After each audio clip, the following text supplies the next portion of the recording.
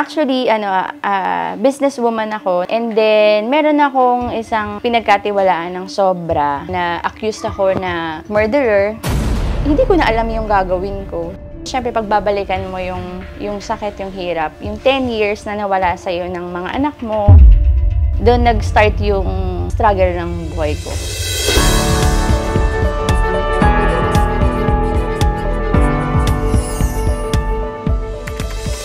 Welcome to another Columbia/Jail series here on The Bright Side, where we narrate to motivate. And today, kasama natin ang isang familiar face kasi nakita nyo kami pumasok sa jail together. Bumisita kami kasi actually, etong friend kong ito, yung experience talaga namin, we met inside Pasig City Jail. Yes. Because, well, nakulong din siya. So, nagsalita siya as a host dun sa event namin, dun sa last episode. But it's because I asked her to be there. I bought the food from her kasi businesswoman na rin siya. After 6 months, medyo okay na yung buhay.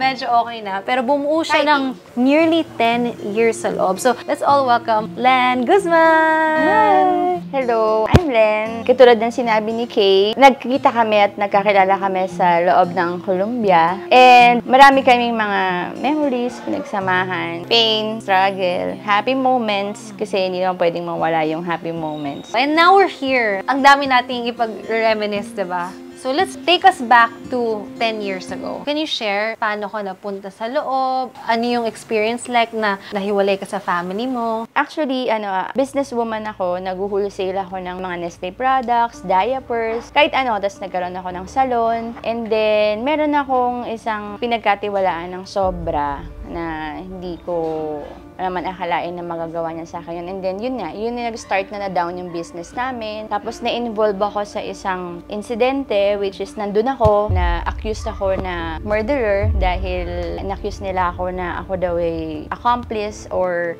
mastermind. Doon nag-start yung struggle ng buhay ko. Kahit gaano ka pala katalino or whatsoever, katulad mo, hindi natin alam yung batas. And then, yun nga, dahil sa bumagsak na yung negosyo ko noon, bahay, sasakyan, as in total zero. So, paano ka lalaban? Paano ka kukuha ng lawyer? And at that time, no offense man sa ating pao, hindi ako aware na pwede akong lumapit ng ganon.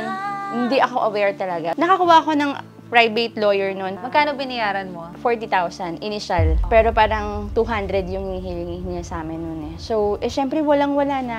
As in, talagang total zero. So, parang hindi ko na alam yung gagawin ko. So, parang sumunod na lang ako sa Agos. And then, hindi ko akalain na magkakawarrant ako. Tapos, syempre, ng mga time na yon yung trauma ko eh. Kasi syempre, para maka-witness ka ng ganun.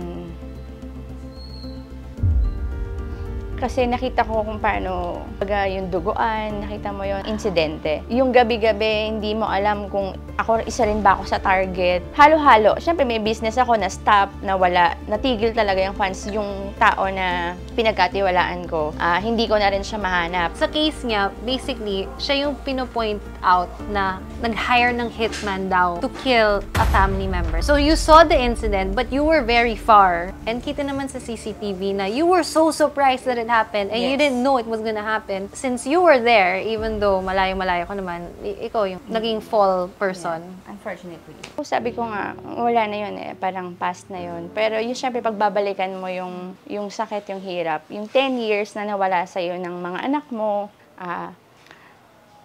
yun lang. Yung pain nandun, pero yung sabihin mong galit, wala na. I try to understand the situation na nawalan din sila. At the end of the day, pinipray ko pa rin na, alam mo yun, syempre, maging maayos. Hindi man kami bumalik sa dati, pero find in their hearts na matapos na parang, eto na yun. It's very interesting, no? To be able to forgive yung mga taong nagpakulong sa'yo. Kasi may understanding siya eh. Sila nawalan din. May namatay din sa side nila. So parang on your end, intindihin ko na lang. Kasi, alam mo magagawa ko, nawalan sila ng buhay. Ikaw buhay ka pa. Yet, although accused for something you didn't do. Yes. That's such a deep understanding. Sa 10 years ko rin kasi sa jail, God's blessing, yung binigyan niya ako ng wisdom and understanding. Sa lahat ng nangyayari sa buhay ko. At sa lahat ng mga nangyayari. Ano man yung nangyari sa akin, nagawa sa akin ng ibang tao. Parang wala naman yun pag binigay sa akin ni Lord yung biyayang gusto niya. So, walang katumbas. So, parang yun na lang din iniisip ko. Anong sense pa ng magtanim ako ng galit sa puso? Parang hindi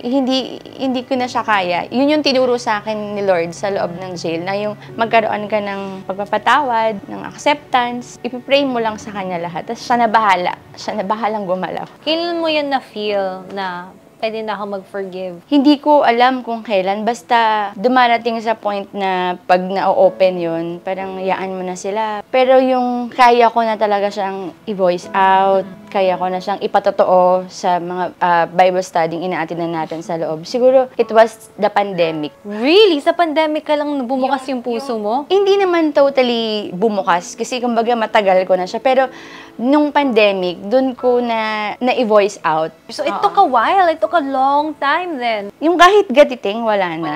Pero this pandemic, parang, hindi Lord, ikaw na yung bahala. Ano man to, parang, andun yung sakit, pero hindi na babalik yung sakit na parang, andun ginawa nyo. Parang, yung big question. Parang nung pandemic, dun bumukas sa akin lahat na, hindi ko pala pinaplastic yung sarili ko na sinasabi ko na forgive ko na.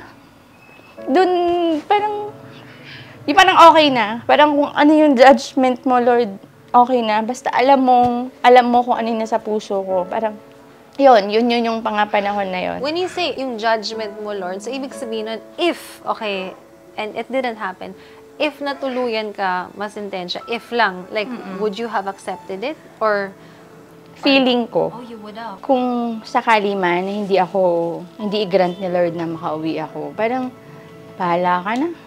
Parang, napapagod na akong isipin, parang ganun. Ikaw na yung bahala kasi, pero nung mga time na yun yung malakas yung feeling ko, na walang doubt sa isip ko, na uuwi ako. Ano yun, parang manifesting, Yes. envisioning. Yes.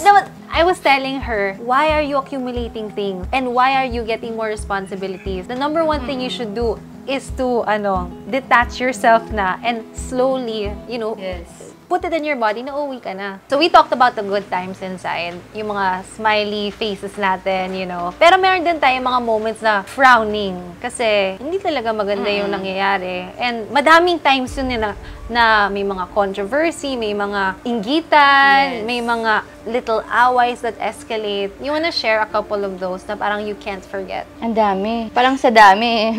Pinipilit kong kalimutan, pero hindi. Pero usually kasi doon sa jail, syempre, alam naman natin na PDL tayo before. So, ang dami talagang bawal. Sa opinion ko na parang ang baba naman ng tingin nyo sa amin. Kung nakilala nyo kami sa Laya, hindi naman kami ganito pag may mga okasyon. Kasi noon naman, wala pa namang idalaw and itawag nun. So, pag may okasyon na natapat ka, dahil nung nakulong ako, 2.5 years old yung bunso ko, ang 7 years old and above, pwede lang silang dumalaw pag last Sunday of the month. Hindi ako nagkakamali. So, that's once a month lang. Parang hindi makatarungan, parang gano'n. Which is, pero yun naman talaga yung law. Yun naman talaga yung rules nila doon sa loob. Pero dahil ako nga, nanay ako, maawa kayo, parang ganyan. So, every time na Sunday, pipilit talaga ni husband ko. And thanks to him. Kasi, yung kahit alam namin na baka hindi papasukin, dadalhin niya yun. Tapos, ako yung bahalang makiusap. It's either makiusap ako dun sa officer of the day na, sir, konti lang naman yung dalaw ngayon. Baka pwedeng papasukin. Madalas na pagbibigyan, pero may times din na hindi. How about mga diskarte sa loob? Kasi ikaw,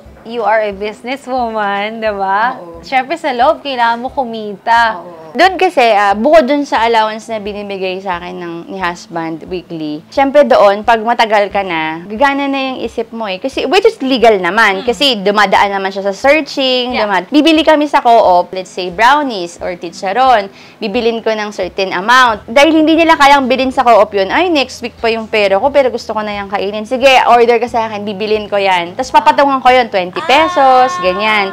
Now na you're here in the outside world, nasa bahay ka na, diba? Imagine mo, yung lahat ng binuo mong mga gamit, nagagamit mo na, nakikita mo ni anak mo, how is it? Did you have to adjust? Nung umuwi ako, syempre, andun yung ko na parang bilong pa ba ako. So parang feeling ko, parang naiilang ako. May ganung part, hindi ako sanay ng ganito. Kahit gathering, kasi May 6 ako nang nakauwi. And then May 8, Mother's Day.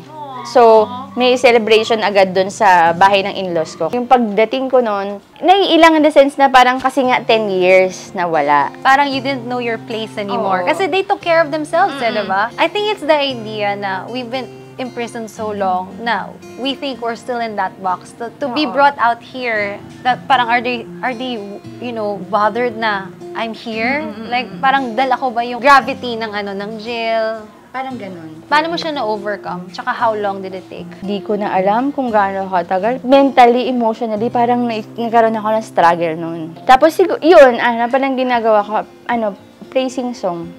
Pag nakakaramdam ako na parang lungkot, tapos parang feeling ko, ay, na-miss ba talaga nila ako? Yung parang may mga ganun akong kakurung-kurungan moments eh. I get it kasi sila nagkaroon ng madaming memories without you. So parang you feel, oh, am I still part of their world? May times ba na parang, alam mo yun, parang pag daddy nila ang nagsabi. Dati kasi, pag ako ang nagsabi, sunod agad sila. Ngayon, pag daddy nila, sumusunod sila. Yung parang mabilis yung pagsunod nila. Are you getting your place back as a mom, as a wife? Ay, oo naman. Yung husband ko kasi sanay siya talaga ng hands-on ako sa kanya. Although hindi naging perfect yung marriage namin, binibigay ko yung para sa kanya kasi hindi naman siya nagkulang bilang ama, bilang asawa. May mga pagkakamali pero yung hindi lang ako nakalimutan ng mga anak ko dahil sa pangaral niya. Dahil sa pagtuturo niya. Kasi si Gavin, 2.5 years old lang yung youngest ko nang naiwan ko eh. So, hindi pa ganun kaano yung memory niya na maalala lahat ng ginagawa ko for them. Pero yung youngest ko, ultimo kung ano yung paborito ko, kung ano yung ayaw ko. He knows. Because of him yun. Kasi every night, ikukwento na yun, si mami ganito, si mami ganyan. So, Len, you know what? You're actually very lucky kasi madaming mga may asawa, pumasok, paglaya, wala nang asawa. It's a trend.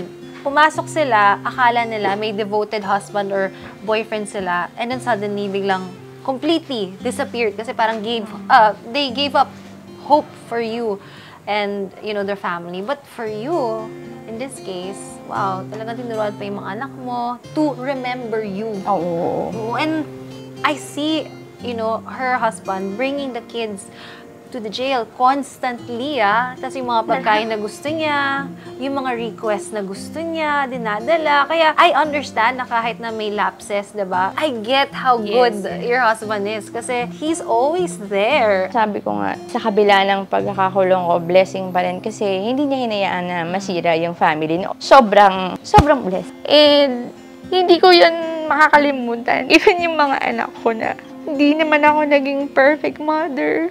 Kasi because of mga wrong decisions ko sa buhay, na parang sobrang gusto kong kumita ng pera.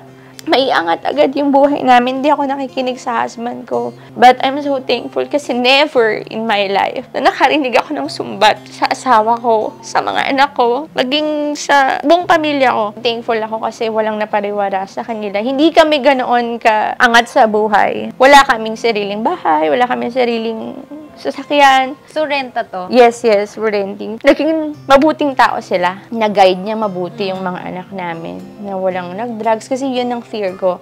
Sobrang fear ko yun, ang magkahiwalay kaming pamilya and mapariwara yung mga anak ko. But God is so good na kahit sa kabila ng 10 years, still wala akong naging anak na pasaway. I'm so proud of you. Talagang, you're able to step up. 10 years and you're back in your life. Yes. Nobody would know what you've Glory been through to God. when you walk around. Basta ikaw, you're a career woman, pero dala mo yung 10 years, that wisdomful 10 years. How do you earn now? How do you live now? Right now, my husband still works. Okay. And yung eldest ko. Ako naman, para makatulong din sa gastusin, lahat nire-racket ko. Nagla-live selling ako. Paano ka natutunan mag-live selling? Kasi noon, wala pang live, walang TikTok, walang ganon. Ako, it took me a while to learn it. Ikaw, how did Actually, meron tayong isang former PDL na tumulong sa akin. Siya yung nag-introduce sa akin. Actually, siya ang bumili ng bail. Dahil nga hindi pa ako sanay noon, hindi ko din nabayaran. Hindi ko talaga nabayaran yun kasi nalugi ako. May kailangan pala doon, parang pagka may magpapareserve 12 ka kasi parang yung iba may 9 tapos Ginoy-Joy ako tapos parang ilang ano na. So hanggang sa yun, pinahiram niya ako ng manikin tapos pinuhunanan niya ako at ayun, pinanonood niya yung live ko, sinishare niya sa mga ano ko tapos nag-stop ako noon kasi nga nalugi ako doon, hindi ako nag-click doon. Tapos bumalik ako sa pagtitinda ng mga order-order. Minsan meron, minsan wala. Nagawa ako ng dishwashing, Fabcon. Now, nag-live selling ako ulit. Mga bags naman, mga Top G, high quality, mga premium, ganun. Mga ukay, lahat. O, supportahan nyo siya, guys. How do they, check you out on Facebook? Dun sa aming, sa food catering namin. Actually, we do accept orders ng mga ulam, leche flan, and everything. TNG Kitchenette. And then, yung aking live selling, aking online selling, Zilin Clothings, Bags, and Accessories. In times of need, talagang gagamit sa Lord ng tao. And isa ka dun. Aww. Isa ka dun. But I'm really grateful you shared this to us. Kasi, syempre, there's a lot of stories sa jail na nobody will ever hear. So, 10 years of your life, short lang yung kwentuhan namin. Pero, my gosh, if you guys were living with us inside, mamumulat talaga yung mata mo sa ibang mundo. Ulitin ko po, thankful ako kay Lord kasi tapos na po yung aking mga case. Through God, talagang tinapos niya. But what's your message to the ones that accused you and for your family naman?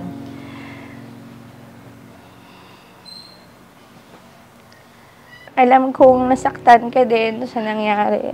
But sana you find it in your heart na matapos na pamilya tayo, na biktima rin ako. Ano man yung mga naging pagkukulang ko, kung bakit kayo humantong sa ganyang pag-iisip na ipag-isipan ako ng hindi maganda, na hindi ko yun kayang gawin sa inyo. Sana mabuo ulit, ma-restore yung relationship as a family. Si Lord na yung bahala sa atin. Sa family ko, unang-una sa mga parents ko, sa sister ko, thank you kasi nung time na wala ako, kayo yung tumayong ina at ama sa aking mga anak at maging kay Bobby. Sa mga parents-in-law ko, kay mommy at daddy, thank you kasi nandyan kayo para suportahan kami. Maging sa mga brother-in-law ko, sa mga kapatid ni Bobby, sa mga bilas ko. Salamat sa buong pamilya ng asawa ko. Sa buong pamilya ko, maraming salamat. Higit sa lahat sa mga anak ko at sa asawa ko. Thank you kasi salamat ng sobra-sobra kasi hindi man ako naging perpektong asawa at ina, pero yung pagmamahal nyo, yun yung bumuo sa akin. Hindi niyo ako iniwan. Mas madali para sa inyong iwanan ako para mas maging magaan yung buhay niyo. Pero mas pinili niyong maghirap basta kasama ako. Sa asawa ko, may mga pagkukulang tayo sa isa't isa. May mga pagkakamali tayong nagawa sa isa't isa. But still, your love is enough para kalimutan ko lahat. I love everything that you shared. And I guess there's forever nga, no? Dami yung pinagdaanan, but yeah, sobra. You guys are still together. You're still strong, and you're doing, it's getting there. You're getting, to that place that you want to be. And thank you so much, Len. Thank you. I love you too. Oh my God, 10 years, babe. I can't believe it's not 10 years. Again, thank you so much, Len. Thank you. Thank you. And, always look at the bright side, everyone, because talagang, there's always a good learning out of something, a crisis or a negative thing. Oh my God! Jail series will continue, but don't forget to subscribe, please, and to support my vlog, like, comment, and share. Thank you so much, everyone. This is such a heartfelt vlog. Sunod-sunod yun diba? So sana may natutunan ko. Love you guys! Should you ever need legal assistance and representation, I recommend the Migrino and Decanay Law Office. So gratefully set my friends free. You guys can call them and also email them. May justice be served. Sa umpisa, talagang napakahirap. Sobra. Yung first few years na malayo ka sa pamilya mo, naiwan ko yung 3 kong anak, which is talagang iniyakan ko. Ngayon, nire-regret ko yung bakit pa hinayaan ko mamiss yung tayo na gano'n. You have kids, diba? Yes. How are they, by the way? Okay naman, pero hindi pa rin niya alam na nandito. Guys, nagugulat ako kasi noon, hindi po siya active. Baguhin mo yun, hindi mo na yun pwedeng gawin. Once a leader pala, kailangan ka maging good example para sumunod sila sa'yo. Marunong na akong manimbang sa mga bagay-bagay sa mga sitwasyon.